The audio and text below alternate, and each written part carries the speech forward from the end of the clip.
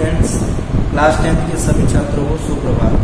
माँ Kalyani public school से मैं NK शर्मा। आज हम एक नए टॉपिक के साथ अपनी नई क्लास के लिए उपस्थित हैं। स्टूडेंट्स, क्लास 10th में 4 नंबर हमें भाषा में वाच्य के लिए मिलते हैं। वाच्य आज का हमारा टॉपिक है वाच्य, जिसे आप इंग्लिश में वॉइस के नाम से भी जानते हैं। वाच्य का अर्थ होता है कहने का विषय, अर्थात कोई भी वाक्य रचना किस लिए हुई है या उस वाक्य में कौन से तत्व की प्रधानता है, यही वाच्य कहलाता है हिंदी में। तो आपको अभी समझ में आ रहा होगा कि वाच्य आखिर कहा किसे जाता है। वाच्य का शाब्दिक अर्थ होता है विषय, प्रमुख विषय, केंद्र बिंदु, कि आखिर किसी भी वाक्य के केंद्र में कौन सी चीज़ है। और ये 3 प्रकार की ही चीज़ें हैं किसी भी वाक्य में प्रधानता लिए हुए होती है। कोई भी वाक्य या तो उसके कर्म के लिए जाना जाता है, किसी कर्म को बताने के लिए, या तो उसमें कर्ता तत्व की प्रधानता होती है, और या उसमें कर्म तत्व किसी कार्य के बारे में बताया गया। तो कार्य, कर्म और कर्ता, कर्तृ, कर्म और भाव, ये 3 जो है यही प्रमुख किसी भी वाक्य में होते हैं, जिसे हम वाच्य कहते हैं। वाच्य के 3 भेद होते हैं, कर्तवाच्य, कर्मवाच्य और भाववाच्य। आज हम इन्हीं चीज़ों को विस्तार से जानेंगे कि आखिर कर्मवाच्य क्या है, कर्तवाच्य किसे कहा जाता है और भाववाच्य किसे कहा जाता है, और इसे एक दूसरे में परिवर्तित किस प्रकार किया जा सकता है। बोर्ड एग्जामिनेशंस में अक्सर हमारे से यही प्रश्न किए जाते हैं कि कर्मवाच्य को भाववाच्य में बदलिए, या कुछ वाक्य दिए होते हैं उन्हें कर्तवाच्य में बदलिए या उनसे भाववाच्य में बदलिए, परिवर्तित कीजिए। तो ये काम हम तभी कर पाएंगे जब हम इसके बारे में बहुत अच्छे से जानें। तो आइए वाच्य के बारे में हम पढ़ते हैं। वाच्य का शाब्दिक अर्थ होता है विषय, प्रमुख विषय या कहने का मुख्य विषय। इसके 3 भेद में से पहला भेद है कर्तवाच्य। कर्तवाच्य का अर्थ होता है जिसमें कर्ता तत्व की प्रधानता हो, अर्थात कार्य को करने वाला व्यक्ति जब प्रधानता से बताया जा रहा हो, मैंने कहा, राम ने कहा, राम ने, मतलब किसी भी जिस कार्य में, वाक्य में कर्ता तत्व प्रधान होता हो, उसे हम कर्तवाच्य कहते हैं। हमारे सामने उदाहरण है, माँ बैठ नहीं सकती, तो इसमें माँ अर्थात जो करता है तत्व प्रधान है। और कर्मवाच्य, इसके बाद दूसरा जो भेद है हमारा कर्मवाच्य, जिस वाक्य में कर्म की प्रधानता हो, कर्ता प्रधान ना होकर के कर्म की प्रधानता जिसमें हो, उसे हम कर्मवाच्य कहते हैं। जैसे ड्राइवर के द्वारा ब्रेक लगाया, तो यहाँ पर किसने ब्रेक लगाया ये महत्वपूर्ण नहीं है, विषय ये बताया जा रहा है कि ब्रेक लगाया है। ब्रेक लगाना मतलब कर्म की प्रधानता होती है, तो उसे हम कर्मवाच्य कहते हैं। और इसी तरह से तीसरा जो भेद है, जिसे हम भाववाच्य के नाम से जानते हैं, जिसमें भाव की प्रधानता हो, जिसमें कर्म और कर्ता गौण हो जाते हैं, पीछे रह जाते हैं, और प्रधानता जिसमें भाव की हो, उसे हम भाववाच्य कहते हैं। इस तरह से वाच्य के हम 3 भेद आज पढ़ने जा रहे हैं, कर्तवाच्य, कर्मवाच्य और भाववाच्य। इसका हमने डेफिनेशन, इसकी हमने परिभाषा जो जानी अभी तक, जिस भी वाक्य में कर्ता की प्रधानता होती है उसे हम कर्तवाच्य के नाम से जानते हैं। जिस वाक्य में भाव की प्रधानता हो उसे भाववाच्य कहा जाता है, और जिस वाक्य में कर्म की प्रधानता होती है उसे हम कर्मवाच्य कहते हैं। शाब्दिक अर्थ और परिभाषा को जान लेने के बाद ये बहुत आवश्यक हो जाता है कि हम इनके परिवर्तन करने के कारणों को जानें, कि आखिर एक वाक्य से हम उसे दूसरे वाक्य में कैसे परिवर्तित कर सकते हैं। तो आइए हम एक उदाहरण देखते हैं।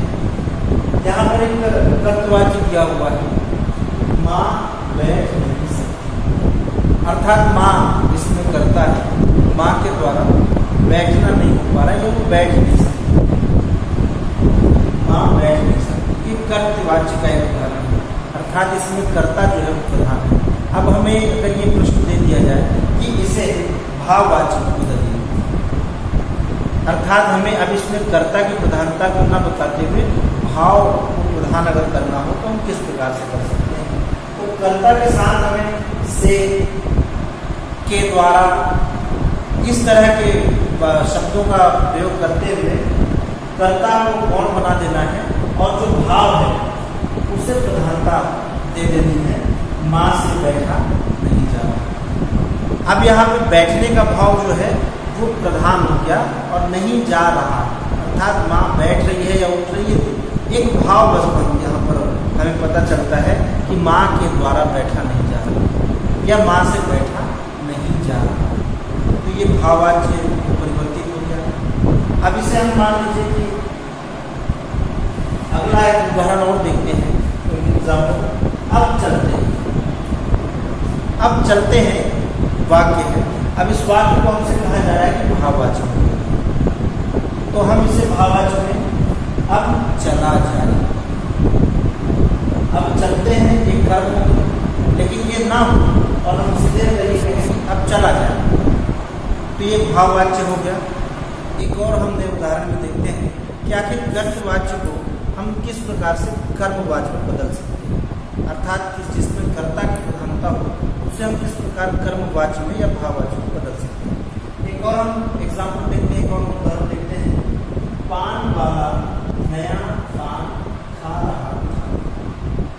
नया पान खा रहा था कौन?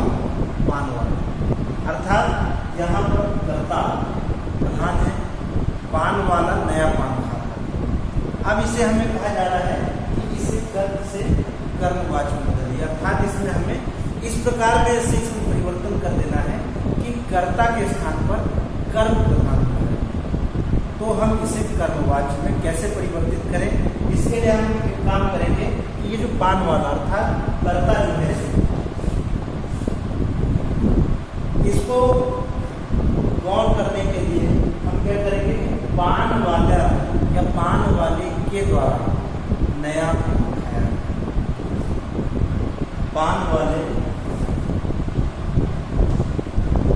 के द्वारा। जब हम ये शब्द इसमें लगा देते हैं तो कर्ता जो है वो गौण हो जाएगा और ये जो कर्म है पान खाने का ये प्रधान हो जाएगा, अर्थात ये कर्त से कर्मवाच्य में परिवर्तित हो जाएगा। इसी तरह का एक और उदाहरण देखते हैं कि ड्राइवर ने जोर से ब्रेक मारी। यहाँ पर ये कर्तवाच्य है, कर्तवाच्य इसलिए है कि ड्राइवर अर्थात ब्रेक लगाने वाला कौन है? ड्राइवर, कर्ता ये। अब हम इसको भी कर्मवाच्य में जब बदलना चाहें तो हमें इसकी ब्रेक मारने का जो कर्म है, जो कार्य है, ये प्रधान हो जाए। ये किस प्रकार होगा? इसके लिए हम ड्राइवर ने की जगह हम मान लीजिए ने को क्या थी, ने की जगह ड्राइवर के द्वारा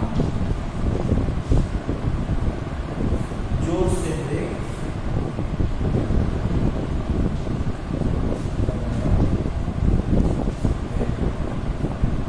अर्थात ड्राइवर जो है वो एक माध्यम हो गया और कर्म ब्रेक लगाने का जो काम है वो प्रमुख हो गया, कहने का विषय मुख्य हो गया कर्म, कर्म प्रधान हो गया। तो इसी तरह से हमें कर्मवाच्य को भाववाच्य में बदलना है और भाववाच्य को कर्तवाच्य में बदलना आ जाना चाहिए। आशा करते हैं कि आज की क्लास से आपने काफ़ी कुछ सीखा होगा और किस प्रकार कर्मवाच्य को भाववाच्य में बदला जाता है। भाववाच्य में बदलने के लिए केवल हमें कर्म को होता हुआ न दिखा करके नहीं हो पा रहा है ऐसा भाव हम प्रदर्शित करें, नहीं जा सकता, नहीं जा रहा, इस तरह के शब्दों का हम प्रयोग करते हैं। कर्मवाच्य में बदलने के लिए हम कर्म को प्रधान बनाने के लिए कर्ता के साथ के द्वारा से इस तरह का प्रयोग हम वाक्य जोड़ करके हम उसे कर्मवाच्य में बदल सकते हैं और कर्मवाच्य को कर्तवाच्य में बदलने के लिए कर्ता के साथ ने शब्द का हम प्रयोग कर दें तो वो वाक्य जो है वो कर्तवाच्य में बदल जाता है। इस तरह से वाच्य आपको समझ में आ गया वाच्य का शाब्दिक अर्थ होता है कहने का विषय, और किसी भी वाक्य में जो केंद्र बिंदु होता है कि जिसके कारण जिस भी तत्व की उसमें प्रधानता होती है उस वाक्य में, उसे हम उसी वाक्य के नाम से जानते हैं। तो ये एक जानकारी आज हम लोगों के व्याकरण की दृष्टि से।